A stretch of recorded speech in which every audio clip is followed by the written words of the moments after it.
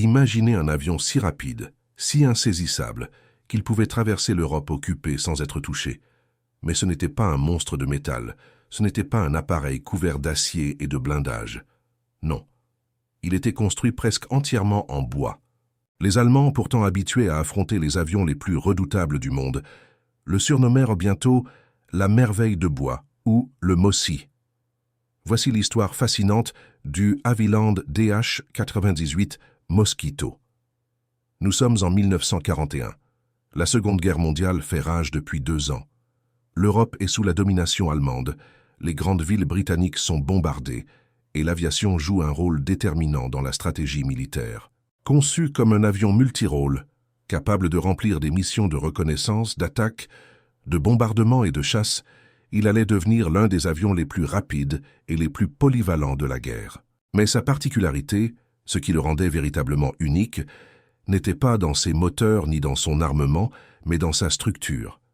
Contrairement à tous les avions conventionnels de l'époque, le Mosquito était construit presque entièrement en bois. Du fuselage aux ailes, chaque panneau était façonné en contreplaqué et assemblé avec des résines spéciales qui assuraient rigidité et résistance. À première vue, ce choix pouvait sembler étrange, voire risqué. Dans un monde où les avions étaient construits en métal pour résister aux tirs ennemis, le bois paraissait fragile, dépassé. Mais cette approche présentait des avantages inattendus. Premièrement, le bois était incroyablement léger, ce qui permettait à l'avion d'atteindre des vitesses vertigineuses, supérieures à celles de nombreux chasseurs allemands. Deuxièmement, le bois était moins détectable par les radars primitifs de l'époque, ce qui rendait le Mosquito presque furtif lors de ses missions nocturnes ou de reconnaissance. Enfin, le bois était un matériau abondant et relativement facile à travailler, ce qui permettait de produire des avions rapidement sans dépendre entièrement des métaux stratégiques, souvent rationnés pendant la guerre. Le projet du Mosquito ne fut pas immédiatement accueilli avec enthousiasme. Certains ingénieurs et militaires doutaient qu'un avion en bois puisse résister aux rigueurs de la guerre. Pourtant, dès les premiers essais, les résultats furent spectaculaires. Le Mosquito dépassait toutes les attentes en termes de vitesse, de maniabilité et de polyvalence. Avec ses 2 moteurs Rolls-Royce Merlin, déjà réputés pour leur fiabilité, l'avion pouvait atteindre plus de 660 km/h, ce qui en faisait l'un des avions opérationnels les plus rapides au monde en 1941. Il pouvait voler à haute altitude, attaquer avec précision et revenir à sa base avant même que les chasseurs ennemis aient le temps de le localiser. Les pilotes britanniques tombèrent immédiatement sous le charme de cette machine. Sa légèreté, sa vitesse et sa réactivité offraient une expérience de vol unique, mais également une précision sans précédent pour les bombardements. Le Mosquito pouvait transporter des bombes, mais également exécuter des missions de reconnaissance photographique, en survolant les lignes ennemies sans être détecté. Cette polyvalence allait rapidement faire de lui un outil stratégique majeur pour l'effort de guerre britannique. La réputation du Mosquito traversa rapidement les lignes ennemies. Les Allemands, qui pensaient dominer les cieux d'Europe grâce à des avions puissants et blindés, furent stupéfaits par cette merveille de bois. Ils n'avaient jamais vu un avion capable de combiner vitesse, furtivité et précision, tout en restant insaisissable dans leurs chasseurs et leurs batteries anti-aériennes. Pour les pilotes allemands, le Mosquito était un fantôme volant, imprévisible et terrifiant. Chaque mission réussie augmentait le mythe, et le nom Mossy devint synonyme d'ingéniosité et de danger pour les forces ennemies. Au fil des mois, le Mosquito prouva qu'il était bien plus qu'une simple curiosité technologique. C'était une arme redoutable, capable d'effectuer des opérations que peu d'avions pouvaient même envisager. Grâce à sa vitesse et à sa maniabilité, il pouvait traverser des zones fortement défendues, accomplir sa mission et rentrer sans perte. C'était une révolution aérienne. L'une des premières missions marquantes eut lieu en septembre 1941, lorsqu'un Mosquito fut envoyé sur Berlin pour une mission de reconnaissance photographique. À cette époque, survoler la capitale du Reich était presque un suicide. Les défenses anti-aériennes allemandes étaient parmi les plus redoutables au monde. Pourtant, le Mosquito revint sain et sauf, rapportant des images précises et cruciales pour les Alliés. Ce fut un choc pour le haut commandement allemand. Un avion britannique avait réussi à atteindre le cœur de l'Allemagne, à survoler Berlin, puis à disparaître sans être intercepté. C'est à partir de ce moment-là que la légende commença à se forger. Les Mosquitos étaient rapides, précis, et semblaient tout simplement impossibles à abattre. Les Allemands essayèrent d'envoyer leurs chasseurs Messerschmitt Bf-109 et Focke-Wulf FW-190 à leur poursuite, mais même ces redoutables avions avaient du mal à les rattraper. Le Mosquito montait plus haut, filait plus vite et frappait avant même que l'ennemi comprenne qu'il était là. Sa polyvalence le rendait exceptionnel. Il pouvait être utilisé comme bombardier léger, comme avion de reconnaissance, mais aussi comme intercepteur de nuit. Dans ce rôle, il excella. Armé de canons et de mitrailleuses, il chassait les bombardiers allemands dans l'obscurité, guidés par radar. Les équipages allemands le redoutaient particulièrement, car son approche silencieuse et sa rapidité en faisaient une menace invisible. Certains témoignages de pilotes allemands évoquent la panique que provoquait le mot « Mosquito » dans les communications radio nocturnes. Mais c'est lors de ces raids de précision que le Mosquito entra véritablement dans la légende. Contrairement aux bombardiers lourds comme le Lancaster, conçus pour raser des villes entières, le Mosquito excellait dans les attaques chirurgicales. Il pouvait frapper une cible précise, un quartier général, une prison, une gare, sans détruire tout ce qui l'entourait. Le 30 janvier 1943, le jour de la 10e commémoration de l'arrivée d'Hitler au pouvoir, 3 escadrilles de Mosquito reçurent une mission audacieuse: bombarder Berlin, en plein discours du Führer. L'opération était aussi symbolique que risquée. Tandis qu'Hitler parlait, les sirènes retentirent à Berlin, forçant les chaînes de radio à interrompre la diffusion. Le Führer entra dans une rage folle. Pour lui, c'était une humiliation. Le fait qu'un avion ennemi en bois ait pu atteindre Berlin et interrompre son discours était inconcevable. Ce raid marqua durablement les esprits, prouvant que le Mossi n'était pas seulement un avion rapide, mais un outil psychologique redoutable. Quelques mois plus tard, une autre mission allait démontrer la précision et le courage des équipages du Mosquito. Le 18 février 1944, 19 Mosquitos de la Royal Air Force furent envoyés attaquer la prison d'Amiens, en France occupée. L'objectif, libérer des résistants français condamnés à mort. L'opération devait être exécutée à très basse altitude pour éviter les radars et maximiser la précision.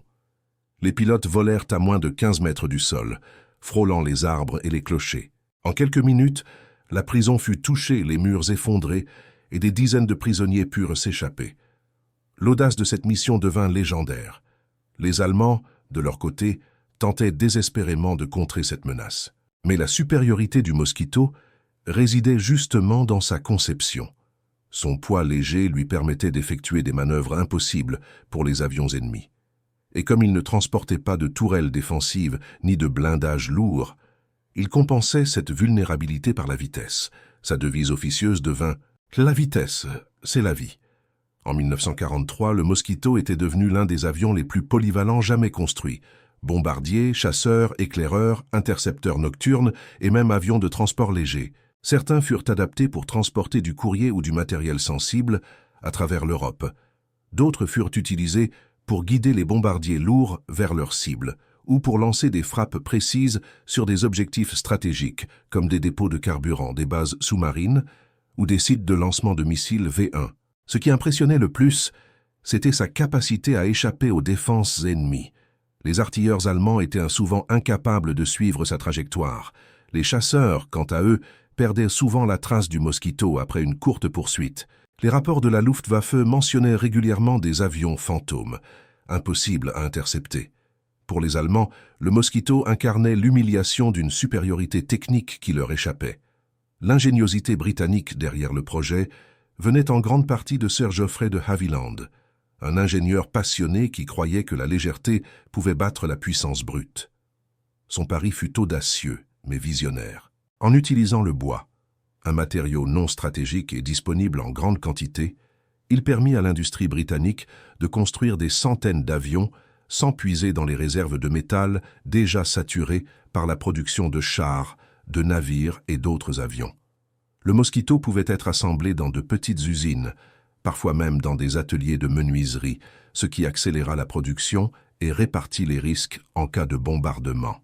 Entre 1941 et 1945, plus de 7700 Mosquitos furent produits. Chacun d'entre eux symbolisait cette combinaison unique d'audace, de créativité et d'efficacité.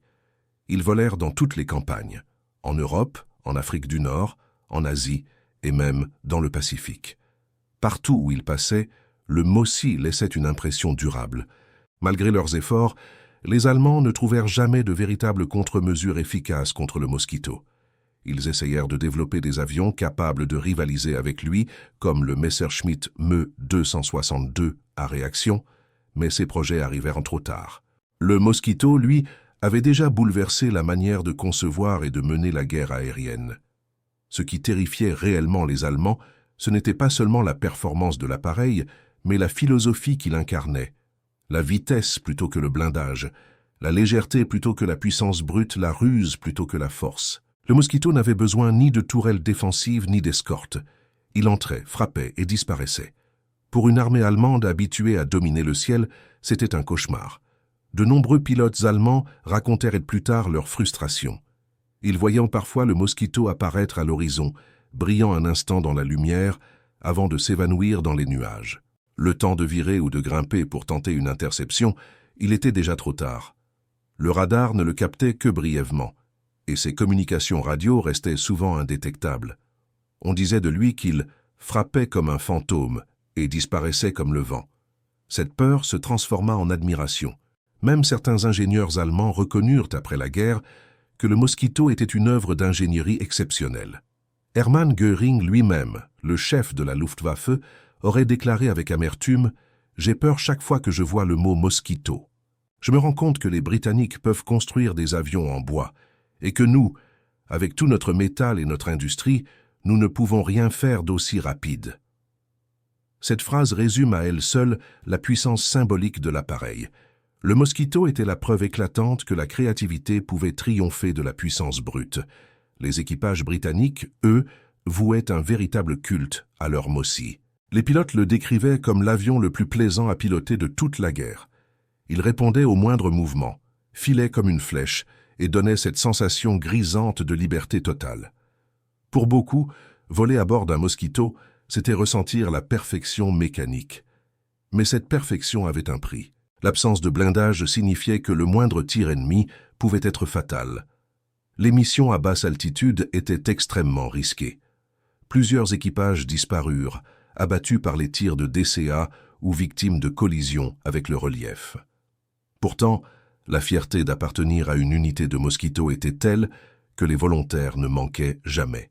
Piloter un Mossy, c'était faire partie de l'élite. Au fil des années, le Mosquito continua d'évoluer. De nouvelles versions furent produites, certaines équipées de radars pour intercepter les bombardiers de nuit, d'autres transformées en bombardiers lourds, capables d'emporter des bombes de près de 2 tonnes. Quelques modèles furent même adaptés pour transporter des caméras de reconnaissance à très haute altitude. Ces avions rapportèrent des clichés d'une précision stupéfiante, essentielle pour planifier les opérations alliées. L'un des rôles les plus remarquables du Mosquito fut celui de brouilleur de radar. En 1944, avant le débarquement de Normandie, plusieurs escadrilles furent utilisées pour désorienter les défenses allemandes. Volant à très basse altitude, ils semaient la confusion sur les écrans ennemis, donnant l'impression que les Alliés attaquaient ailleurs. Ces opérations de diversion contribuèrent grandement au succès du D-Day. En 1945, lorsque la guerre toucha à sa fin, le Mosquito était devenu une légende vivante.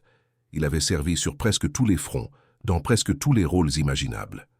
De la défense de Londres au raid sur Berlin, de la jungle birmane aux fjords de Norvège, il avait prouvé son efficacité et son incroyable adaptabilité. Après la guerre, certains Mosquitos restèrent en service pendant plusieurs années.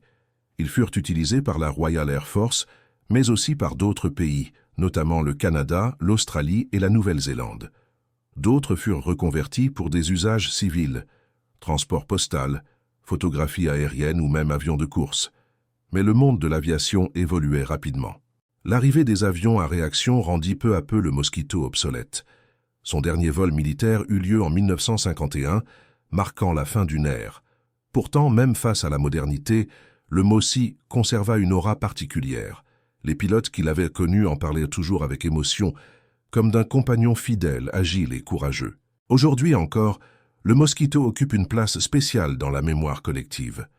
Plusieurs exemplaires ont été restaurés et continuent de voler lors de meetings aériens, témoignant de la beauté et de l'ingéniosité de cet appareil hors du commun. Lorsqu'il fend le ciel, son bruit distinctif attire les regards et éveille la curiosité. Beaucoup peinent à croire qu'un avion aussi rapide, aussi élégant, puisse être fait de bois. Mais c'est précisément ce contraste qui fait toute la magie du Mosquito. Dans un monde en guerre dominé par l'acier et la destruction, il symbolisait l'intelligence, la finesse et la créativité humaine. Il prouvait que la technologie n'était pas seulement une question de matériaux, mais aussi de vision. Plus qu'un avion, le Mosquito fut une leçon d'ingéniosité. Conçu à une époque où tout semblait perdu, il incarna la résistance britannique dans ce qu'elle avait de plus audacieux, la capacité de transformer des ressources limitées en une arme redoutable. Chaque planche de bois, chaque rivet, chaque morceau de colle racontait une histoire de courage et d'espoir.